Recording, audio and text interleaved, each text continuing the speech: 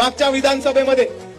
36 उमेदवार हे युवकांना उमेदवारी देण्याचं काम वंचित बहुजन आघाडीने विधानसभेमध्ये केलं होतं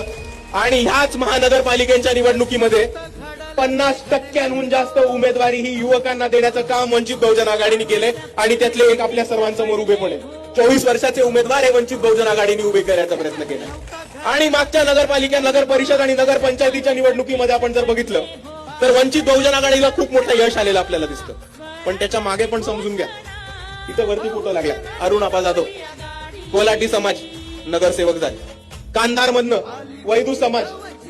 वडार समाज,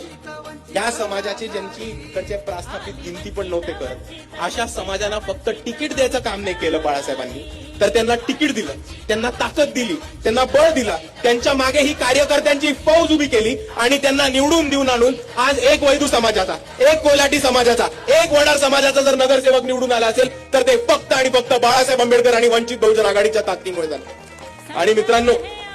या निवडणुकीमध्ये सुद्धा आपल्याला ह्याच पद्धतीने काम सोलापूरमध्ये सुद्धा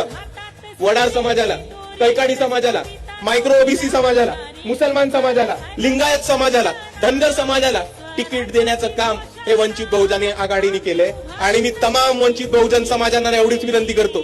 की आज आपल्या बरोबर उभा राहणारा, आपल्या सुखादुखामध्ये उभा राहणारा, तुमच्या अडीअडचणीमध्ये, अन्याय अत्याचारामध्ये उभा राहणारा आणि नुसत्याच कठीण काळामध्ये नाही तर निवडणुकीच्या वेळेमध्ये आपल्याला तिकीट देऊन आपल्या समाजाचे उमेदवार निवडून आणणारा अख्ख्या महाराष्ट्रामध्ये एकच पक्ष आहे आणि त्या पक्षाचं नाव आहे वंचित बहुजन आघाडी. आणि म्हणून मी तमाम बहुजन समाजाला एवढीच विनंती करतो की आपण आपला पक्ष कोणता आहे ते ओळखा